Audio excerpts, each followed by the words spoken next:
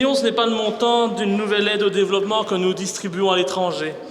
7 millions, ce n'est pas le gain proposé ce week-end à l'euro-million. 7 millions, ce n'est pas non plus le montant que nous versons à la République démocratique du Congo pour piller ses richesses, ses terres et assassiner son peuple. Non, 7 millions, c'est selon l'ONG internationale Save the Children, qui se base sur des chiffres officiels, le nombre de décès de nouveau-nés à la naissance ou dans les premiers mois de leur vie qui se produisent en RDC en un an. 7 millions.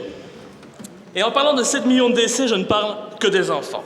Car dans ce pays dont nous soutenons le pouvoir indigne, ce pouvoir de Kabila qui fait du Congo un hard discount à ciel ouvert, où les grandes puissances peuvent se servir allègrement, ce pouvoir qui néglige, affame et a abandonné son peuple à la misère pour servir les intérêts des grandes puissances mondiales, ce pouvoir qui laisse les manières de la finance et des affaires s'en mettre plein les poches par amour de ses dirigeants pour les beaux palais somptueux alors que des femmes, des jeunes filles et des femmes âgées sont violées au Kivu pour nous permettre à nous tous d'utiliser les dernières technologies à la mode. Dans ce pays où la population est l'une des plus pauvres au monde et où les infrastructures sont quasi inexistantes, mais où son président est à la tête d'une fortune personnelle estimée à plus de 15 milliards de dollars. Un président qui, faute d'avoir permis à son pays de sortir de la misère, a réussi l'exploit d'engranger à titre personnel plus de 75 millions d'euros en un an. Eh bien, dans ce pays, une femme congolaise sur 30 meurt lors de l'accouchement. Et face à de tels chiffres, et surtout quand on sait la richesse du sol congolais, les mots sont inutiles et seuls les actes comptent. Bouchez-vous les oreilles, monsieur De Croo, mais écoutez, et dès lors, monsieur le ministre, moi j'aimerais savoir la somme que la Belgique verse annuellement au pouvoir de Kabila à titre d'aide au développement. J'aimerais savoir s'il existe un contrôle au niveau de la gestion de cet argent qui, rappelons-le, est avant tout celui des Belges. Et enfin, savoir si la Belgique compte conditionner l'octroi de ses aides financières au Congo à l'amélioration de la qualité de vie de sa population avec une volonté sincère d'améliorer le sort de ces millions de bébés et de mamans congolais qui sont aujourd'hui sacrifiés sur l'autel du pognon à tout prix. Excusez-moi, monsieur De Croo, mais je ne gère pas encore le son dans cet hémicycle. Monsieur le ministre.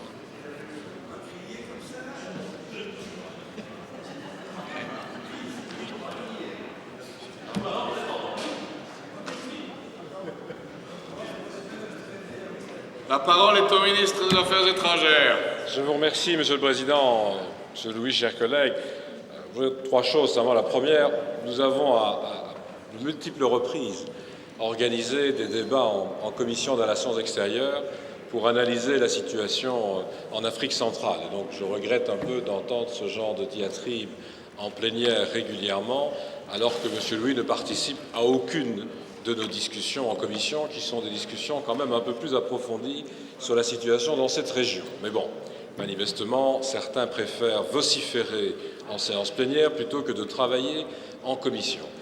Deuxième remarque, la situation en République démocratique du Congo, elle est malheureusement bien connue, en particulier dans l'est de cette république, et ça n'est pas depuis quelques semaines, mais depuis très longtemps que nous travaillons à tenter de trouver une solution d'apaisement dans cette région. Je suis très heureux que nous ayons pu obtenir la désignation d'une envoyée spéciale du secrétaire général des Nations Unies, Mary Robinson, qui va non seulement, ce qu'elle a déjà fait, se rendre sur place, mais maintenant réunir les pays de la région et entreprendre le travail de fond qui est indispensable, c'est-à-dire un travail sur la manière de traiter les réfugiés, la manière d'organiser le contrôle des frontières et surtout la gestion la plus transparente possible des ressources naturelles. Et la Belgique va participer au mécanisme de suivi de ce processus. J'espère que nous allons pouvoir entraîner une accalmie, parce que c'est vrai que des femmes, des enfants, des hommes d'ailleurs aussi, mais subissent des violences inouïes dans cette région. Et trois, bien entendu,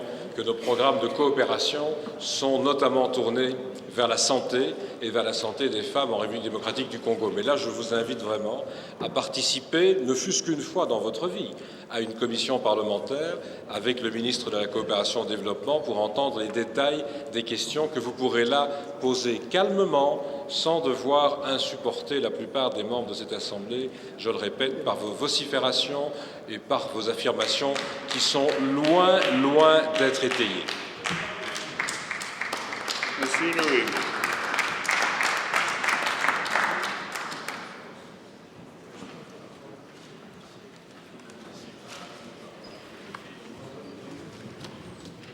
Monsieur le ministre, je suis tellement content que vous révéliez votre vrai visage.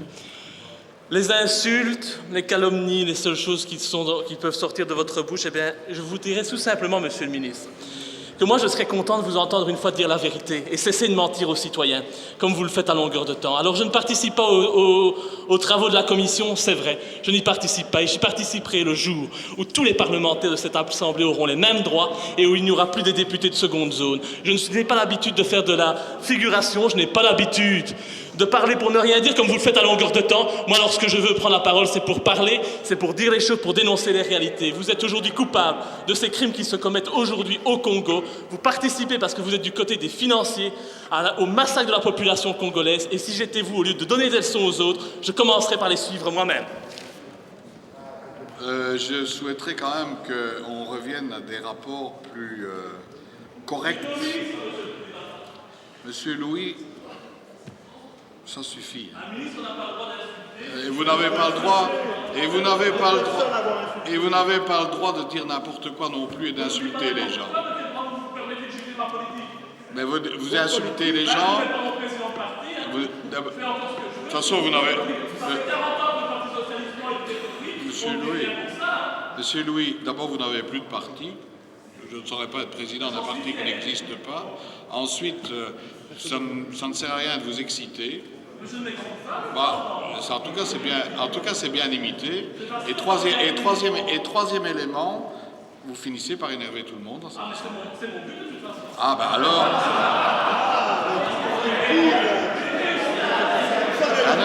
Parce que moi je suis très calme.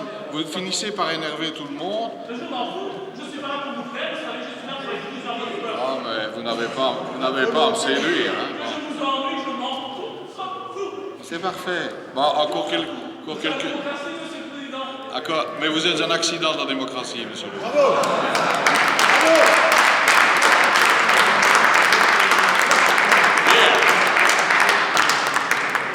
Allez. Ensuite, la prochaine semaine.